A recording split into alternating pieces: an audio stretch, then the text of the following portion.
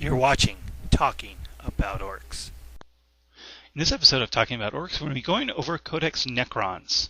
It's a new release from a very, very old book, and there's a lot of really neat stuff in here, a lot of cool things you can do. But the short answer is, I don't really think there's anything in here that is particularly dangerous for the Orc army. They are essentially the same as they were before, which is mediocre in close combat, but are designed to put out a lot of shots. But there's going to be a few cool combinations that you will probably see that you wouldn't have seen before. And most of those involve the royal court and special characters. So let's just kind of go over the special characters to start with. And I think the one you're probably going to see most often is the Stormlord. And he's got a lot of special rules. And mostly the most important one is Lord of the Storm. Lord of the Storm allows the army to allows the opponent to fight under night fighting for the first turn of the game, no matter what. And you can try and keep the night fighting going throughout as much of the game as possible. Most of the time, this really isn't going to affect you unless you're playing a significant shooty army with lots of ludas and stuff like that. But then you can just use your ludas in other ways if you think you're not going to get any shots off. So don't be surprised to see him a lot in Necron armies, and just be ready to deal with night fighting probably more often than you would before. Since we can't take searchlights or anything on our vehicles anymore, like you could in the last Codex, we're just going to have to kind of wing it. The next combination you probably have to worry about is the difficult and dangerous terrain combinations they can pull off between the Nightbringer and the Royal Court. The Seismic Crucible. No, that's not it. The Tremor Stave. The Tremor Stave is a weapon that makes the unit treat open ground as difficult terrain during their next movement phase. And then the Satan Shard has the ability to treat all difficult terrain as dangerous terrain. So that could really actually do some decent damage if you're not careful. And if you're playing infantry orcs, you're probably going to be losing some boys to dangerous terrain tests. With the vehicles, you're probably taking death rollers or reinforced rams anyway, so they're probably not going to affect you as much because you do get those rerolls, and of course you can repair with mechs and grot riggers. So I would definitely consider taking grot riggers on battle wagons if you are not already.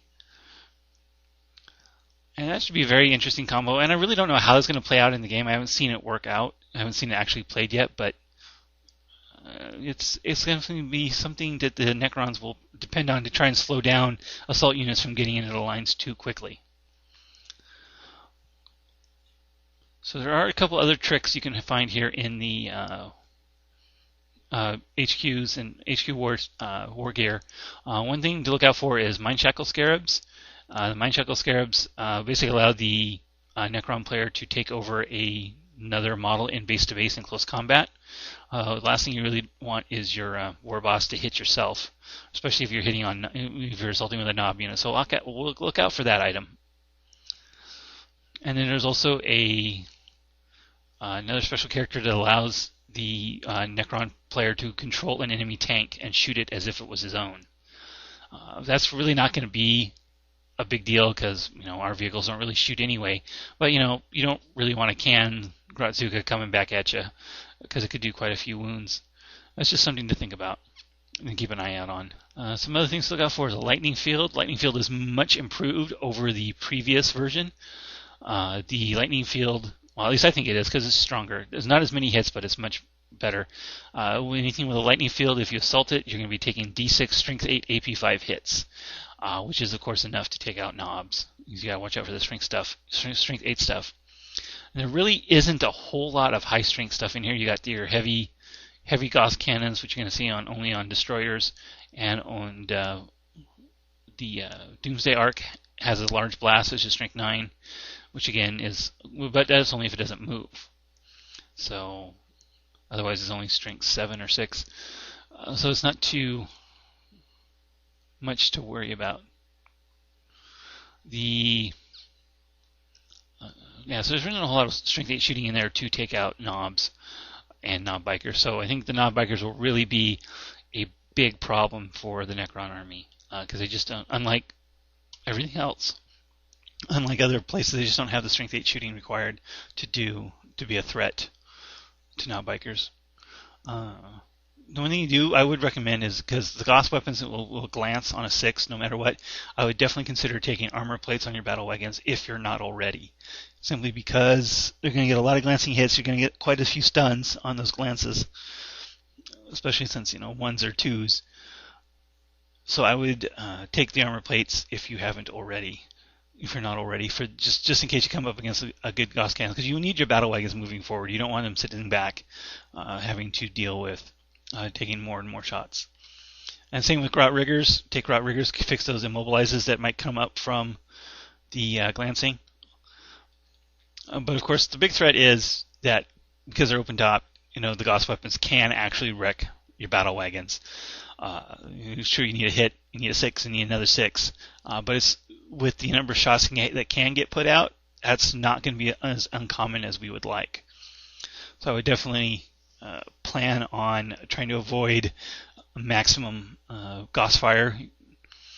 Try to avoid getting into double tap range with the transports until it's already too late. They got some other cool. There's some other things around here. The Tesla weapons you might come up against have a potential to do some decent damage to infantry. But again, it's just another anti-infantry weapon, which gets negated with a KFF or cover, or again, it's not going to put out enough wounds to really be a threat. The new quantum shielding, which stays in place until you get a penetrating hit, is going to be hard for us to come up against because we don't really have any high strength shooting to get those penetrating hits on AV-13, with Ludas being a primary source of range shooting.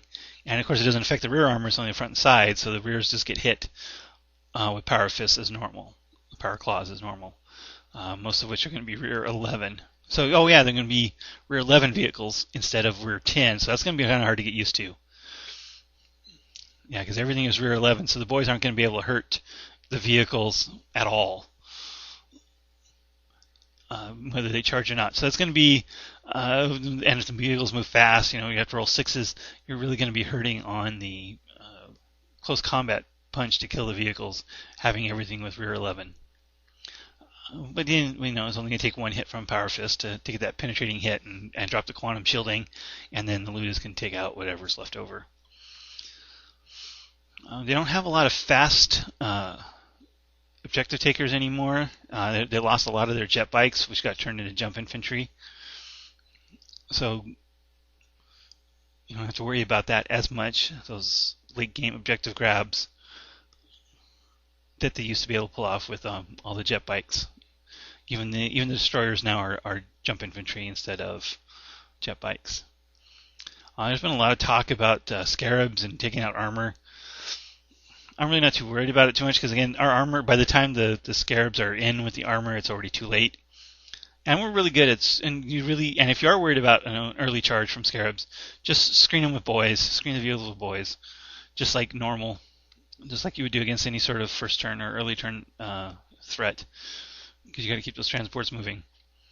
And yeah. So those are the main points to look out to when playing Necrons. Just to reiterate, AV-11 in the rear, so your boys can't do anything.